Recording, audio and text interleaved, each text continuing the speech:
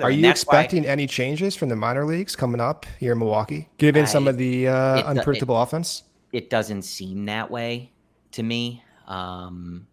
It doesn't seem that way. Yeah. But I think they're kind of riding some of this, but yeah. Do you think PCA will be up anytime soon?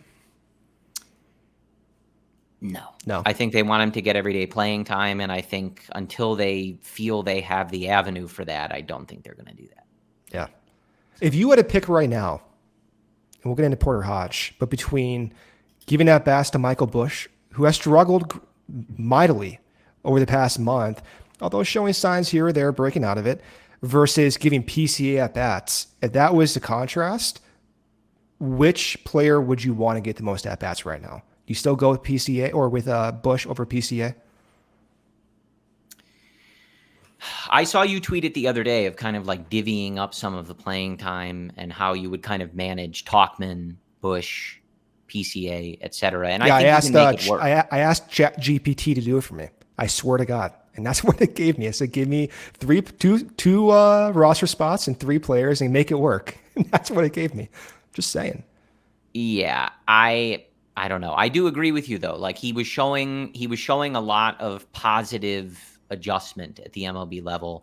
And then of course he goes down, he hits that major home run. Dude, that was nuts. Yeah. And he's got that swag, he's got that energy, and you always talk about these things, but sometimes you're looking for those kind of, bursts and those guys that can hit those big time outcomes and really move the needle a little bit. And it feels like they need that, man. And, like Michael Busch was that person early in the season. Yeah. But these guys are young. They're Busch is playing at this level and getting this kind of extended run like this for the first time in his career. It's not an easy thing to do. It's not an easy thing to break into. And when you're kind of managing that and trying to win and trying to stay in a division race and stuff like that, those are tough things to balance, and sometimes tough decisions need to be made. But ultimately, like when you look at this lineup, Brendan, like the thing to me, whether we're talking about PCA, whether we're talking about calling up Brendan Davis, or how they manage playing time, like to me, I'm always going to look at things. I'm looking at their lineup from tonight.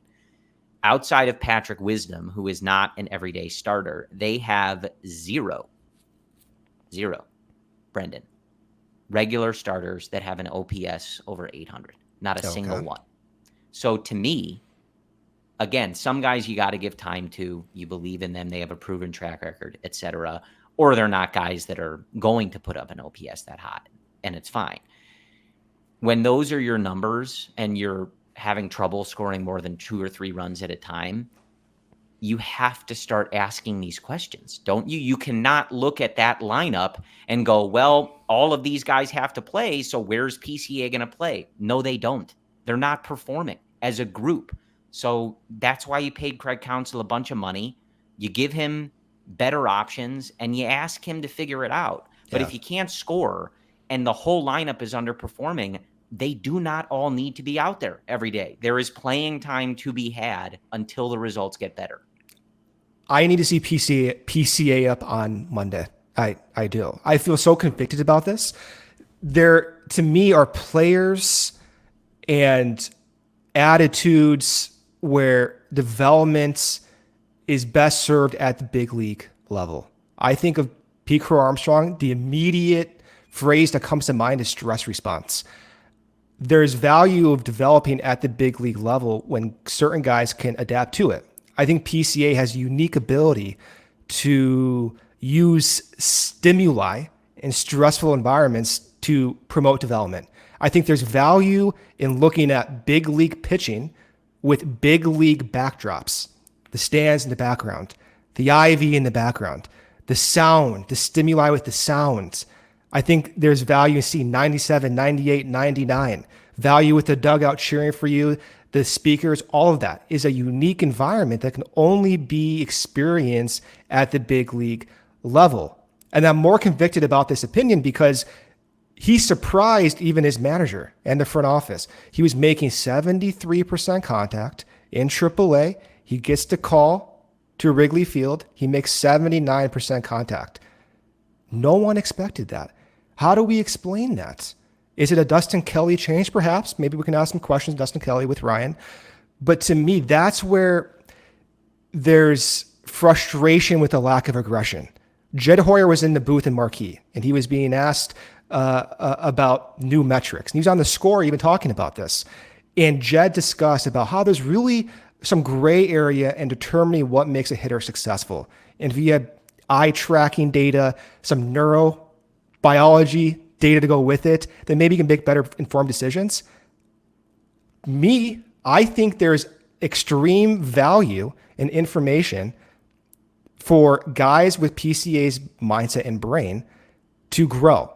And he already showed that blip in development. No one expected that. So I want to see more of that. And then the comparison, well, who would he take on the roster? Nick Madrigal has a negative 0.7 wins above replacement. He's actively hurting the team right now. But he got a hit tonight. He got a hit tonight. But there's ways to make this work. If you look at a 20-game window, you play PCA in 15 games, Talkman in 16 games, and Bush in 9 games. Right now, we're not even seeing Bush play more than 50% of games in a 20-game span to begin with. So it's twofold for me. I want the Cubs team to have value now, but I'm starting to be convinced that PCA's development is best had in these stressful environments. And I need to see that. And I need to start the inevitable adjustment period he will face now. That way, when we come into September, we don't have to have PCA going through that adjustment phase because he already experienced that in June and July. This is what I mean by the fast fail iteration process. Start it fast right now. Let's get it going. I don't want to see replacement level performances when we have a blip in development with their number one prospect taking at bats and pissing off opposing teams in AAA. Do that here.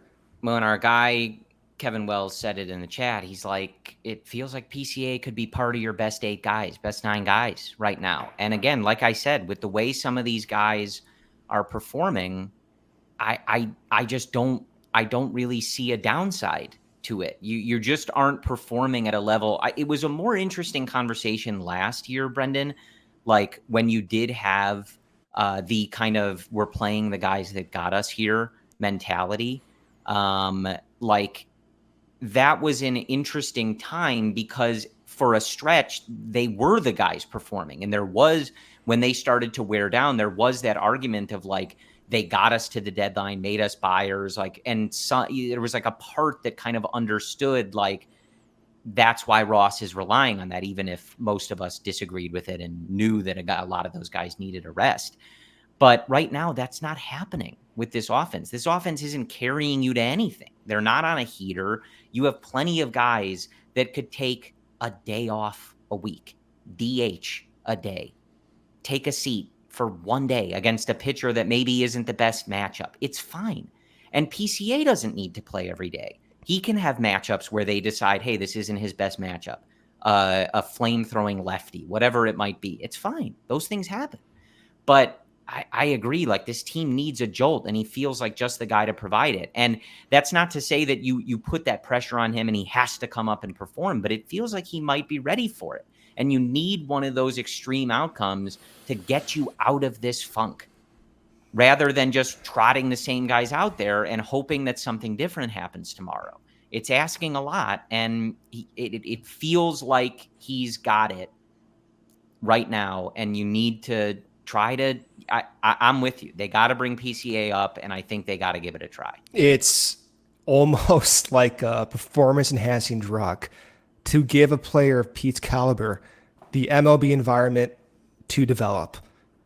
For him, I think his brain makes more of those stress responses than other players. I'm fully convinced of this. His performance at the plate. Now, people will say, oh, well, he had an OPS of whatever it was, or the batting average wasn't quite high. But the under-the-hood stuff, the composure, the plate discipline, the contact, seeing pitches, the softness at which he takes his stride was so different than last year, and playing quite literally league best center field defense with the fastest sprint speed on the bases. It's good for the team. It's good for Pete. It's good for Bellinger to play first base amidst coming back from injury, shoring up the infield defense, the scooping, shoring up Christopher Morel's perhaps errant throws. I'm frustrated that it hasn't happened. And this will be one of the moves that if we look back in hindsight, I'm going to be extremely annoyed about that we didn't leverage this unique opportunity. Yeah, and again, it's not an unheard of thing. Our guy Tyler in the chat pointing out the Rangers last year with Carter and Langford. Even you go back to Chicago Cubs, you go back 2015. Schwarbs was hot. They brought him up. They drafted Schwarbs in 2014. They called him up to Cleveland. They had no issue with that. They had no issue kind of pressing the button and saying, you know what, it feels like this guy can mash, and let's give it a try. Let's give it a shot. What's the worst that happens? And that's where I get frustrated. What's the worst that happens? PCA comes up and is another sub replacement level. You already got 4 on the roster. I think his defense and speed is it's not possible. I think the front office rationalizes this as the following: that Patrick Wisdom, Michael Busch, and Mike Tauchman in the next month, you can't say for sure that PCA will outproduce each and every one of those players' value. So their thinking is, because that's not a certainty, let's give Pete every day at bats in AAA. I wholeheartedly disagree with that, because I think that perhaps lags his development. And I think the high extreme outcome for PCA over, let's say, Wisdom or Bush justifies reduced playing time and that risk. Those guys aren't going to push you towards that top echelon projection. But you know who will? The best defender in center field in Major League Baseball, the fastest guy, the youngest guy on this roster, and the one who is showing signs of unexpected development. I need that, Corey. I want that. And for fans, we would love that. We all silly like the mayor.